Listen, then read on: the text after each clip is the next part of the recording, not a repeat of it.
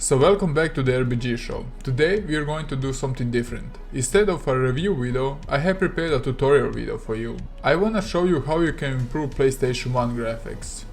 So you can go from this graphics to this. Stay tuned to find out. Before we start, make sure to subscribe, hit that like button, and with no further delay, let's start with this video. So you probably have some old PlayStation 1 games lying around and wonder what is an easy and quick way to play them. And with this video I will show you how, and even better, how to improve the graphics. Of course, some games come better out, but for this example I will use Crash Bandicoot, Medal of Honor and Spyro. As you can see, Crash looks so much better and more smoothly. You can easily spot how his face is more visible and overall the colors are more presented, and the whole game looks so much crisper, and it's an amazing overhaul. Now let's see how the Medal of Honor is affected by the emulator.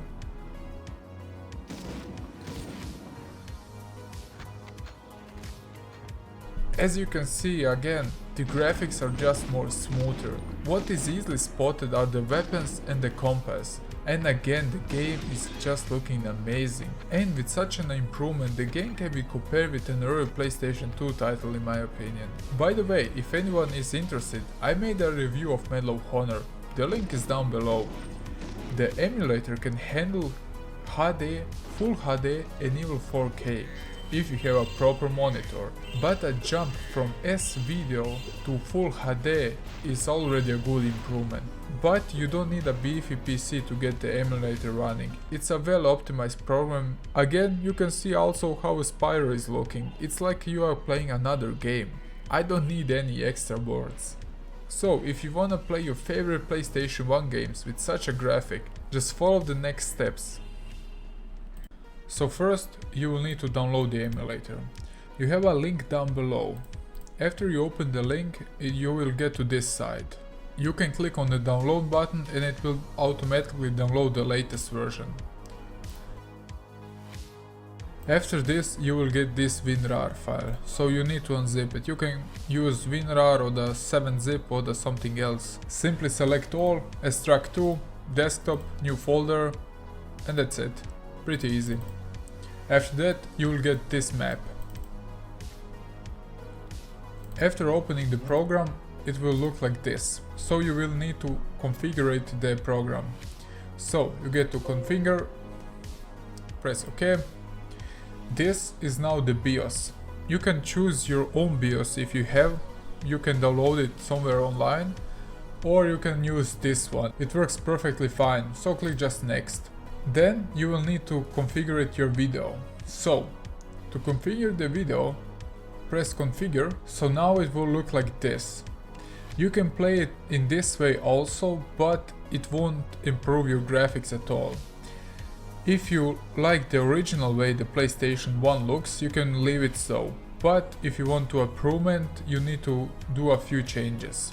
On the right side is an example how I did it, so you can copy all the settings to get the improvement. You need to watch out the resolution of your monitor, so if you have a bigger resolution than mine, put it that way. If you have a smaller, you need to adjust it. Everything else you can just copy. Then click on OK and simply go to next. You need to configure your sound, but you don't need to touch anything at all there. So click on next. So now you need to configure a CD-ROM. I don't have any at all, so I will click just next. And then you will need to configure your controller. You can use a Xbox controller, a PlayStation 4 controller. In my case I have a 360 controller. And you will simply need to input all your buttons from your controller. Or the keyboard, how do you want it. Then click off OK, next, and that's it. Now you can choose how do you want to play the game, from a CD-ROM or from an ISO file. In my case it's an ISO file, so click on ISO and now you can choose your ROM. So press off any game you want and that's it. Now it's a window. I didn't change the resolution. As you can see, the game works just fine. If the game doesn't work, you need to do a small adjustment. You need to go to the options, CPU overclocking, and set it to 1. If you tried and it worked, you don't need to do anything. But if you have a black screen, try to setting your CPU overclocking of X1. So I hope you liked my first tutorial video. If you have any questions or problems with the emulator, leave a comment down below. Please consider subscribing to the channel if you didn't, and see you in the next video. Stay safe and take care.